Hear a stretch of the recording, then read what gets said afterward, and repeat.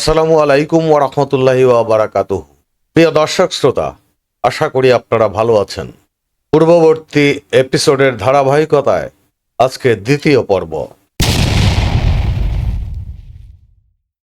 চলুন শুরু করা যাক। আমরা জনসংখ্যার 90% মুসলিম। আমাদের রাষ্ট্রধর্ম ইসলাম। আমরা সবাই মুসলিম। আমরা নামাজ পড়ি, রোজা রাখি, মুসলিম হিসেবে গর্বও করি হয়তো। কিন্তু আমার একটা প্রশ্ন, এই ইবাদত আমাদেরকে কি মানুষ বানাচ্ছে, নাকি আমরা মানুষ হতে পারছি? ইবাদত কি শুধু রুটিন মাফিক একটি কাজ, জীবনের কোনো অংশ নয়? এই প্রশ্ন কি আপনার মাঝে কখনো জাগে না? আমার তো মনে হয় জাগা উচিত। আমরা যখন মসজিদে প্রবেশ করি, ইমামের পিছনে দাঁড়াই, নিয়ম মতো নামাজ পড়ি, সেখানে আমরা খুব শান্ত, নম্র। মসজিদ থেকে বের হলেই আমাদের চেহারা পাল্টে যায়। এটি কি করে সম্ভব? ব্যবসায় একটু লাভের জন্য মিথ্যে বলি, অথবা কাউকে ঠকাই, ভাই ভাইকে ঠকায়, এমনটি ঘটছে। তাহলে প্রশ্ন হলো, 90% মুসলমানের দেশে আমাদের এই ইবাদত কি পরিবর্তন করলো? এই নামাজ যদি আমাকে সৎ না বানায়, এই নামাজ আমাকে যদি অন্যায় থেকে দূরে না রাখে, তাহলে এই নামাজ আমি শরীর দিয়ে পড়ছি। আগেই বলেছি, আমরা কুরআন হাদিসের অর্থ বুঝি না।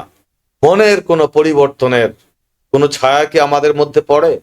সবচেয়ে বড় সত্যটা আমরা এড়িয়ে যাই। আমাদের ঘরে, ব্যবসা প্রতিষ্ঠানে, সমাজে, অফিসে, রাস্তায়, সবখানে হয়তো আমরা হাসি খুশি, ধর্মের কোন রকম কেয়ার করি না, ইচ্ছে মতো চলার চেষ্টা করি। আপনি আমি মুসলমান হিসেবে এটা কি খুব ভালো একটা লক্ষণ?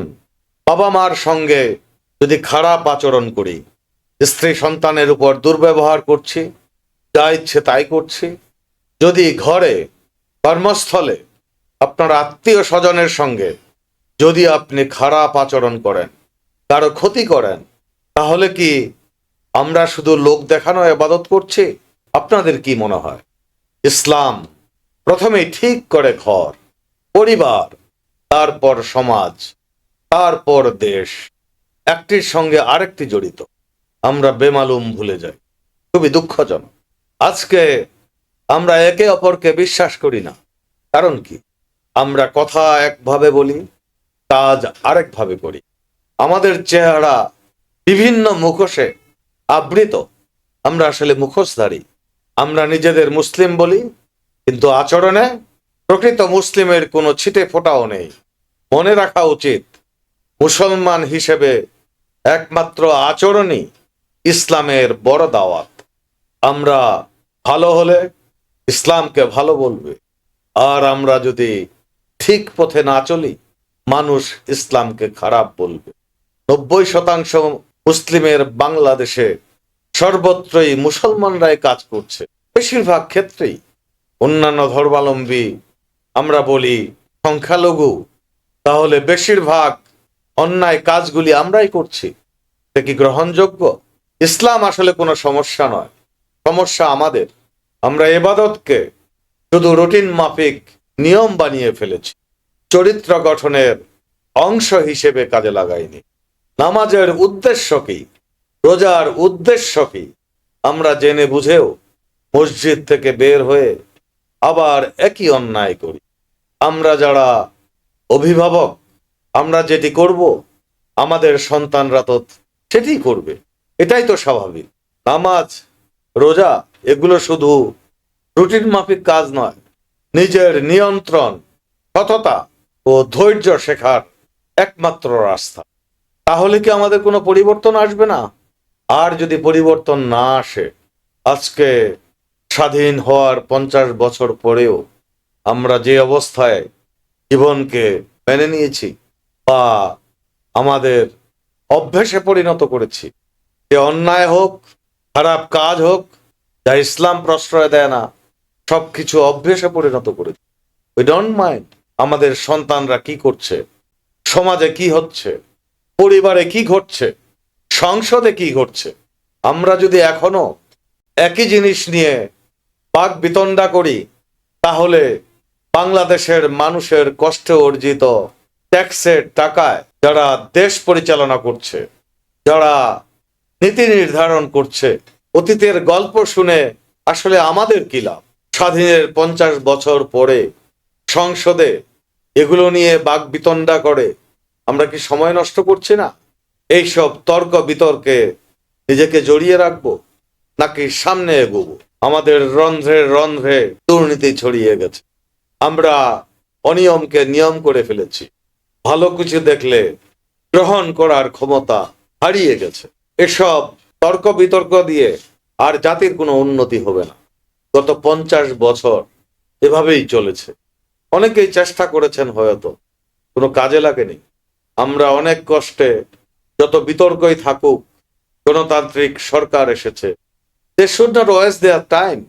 এগুতে চাইলে অ্যাকচুয়ালি একের পর এক অতীত নিয়ে গল্প বলার সময় আসলে আছে বলে আমি মনে করি। সো আমার কথা হলো, আমরা ঘর থেকে, পরিবার থেকে আমাদেরকে জাগতে হবে। দেশ এই জায়গায় এসে পৌঁছানোর জন্য আমরাই দায়ী। আমরা কোনো গোল ঠিক করতে পারিনি, আর এখন একইভাবে কোনো গোল নিয়ে কেউ কথা বলে না। What is the gain to the nation? Why it is not stopping? আমরা জানি ultimately you are losing time and money of our poor nation. এভাবেই নষ্ট হয়েছে গত 50 বছর। আমরা অন্ধ হয়ে গিয়েছি। আমরা ভালো মন্দ বিচার করতে পারি না। আমাকে একটা কথা বলুন, আইন ব্যবস্থা, এই যে এত বছর বর্তমান প্রধানমন্ত্রী, তিনাকে দেশ ছেড়ে লন্ডনে অবস্থান করতে হয়েছে, এটা কোন বিচার ছিল? Who did the judgement? তাহলে যারা বিচার করেছিলেন, কোন বিচারক তো বিচার করেছেন। এই বিচারকের উচ্চমানের জীবনযাত্রার জন্য এই জনগণের কষ্টে উপার্জিত টাকায় আমরা ব্যয় করি। Where are they? They should come under judgment. হয় তারা অন্যায় করেছে, অথবা এখন যারা কলম ধরেছেন, তাদের মুক্তি দিয়েছেন, তারা অন্যায় করেছে। তাহলে কে অন্যায় করলো? বর্তমান বিচার ব্যবস্থা অন্যায় করলো, নাকি পূর্ববর্তী বিচার ব্যবস্থা তারা অন্যায়ের পথ ধরেছে?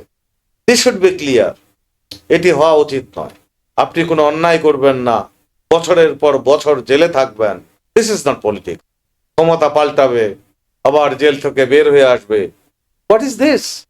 যদি কোনো অন্যায়ই না করে কেন একজন জেল খাটবে? আমাদের ঘর, আমাদের আইন ব্যবস্থা, এগুলি একটা একটা করে কারেকশন আসলে দরকার। That is what I am saying. We don't see anything. We have no goal. কোনো স্টুডেন্টের গোল নেই, কোনো বাবা মায়ের গোল নেই, কোনো রাজনীতিবিদদের গোল নেই, নাথিং।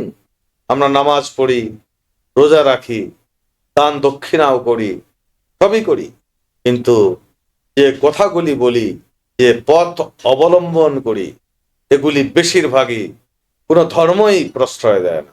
এখন হয়তো ভাবতে হবে সবাই, আমাদেরকে ফিরতে হবে সঠিক পথে। খুব কষ্ট হয় যখন অন্যান্য দেশে মানুষের জীবনযাত্রা দেখি, আইনের প্রয়োগ দেখি, মানুষের সততা দেখি, then I feel we are really unlucky. আমরা অর্থের অপচয় করি, আমরা সংসদ ভবনে অযথায় বাকবিতণ্ডা করে দেশের টাকা নষ্ট করি। We must rectify ourselves. We need direction. We don't need any fighting again and again. পরবর্তী এপিসোডের আমন্ত্রণ রইল। ততক্ষণ ভালো থাকবেন, সুস্থ থাকবেন, সততার পথে থাকবেন। আসসালামু আলাইকুম ওয়া রাহমাতুল্লাহি ওয়া বারাকাতুহু।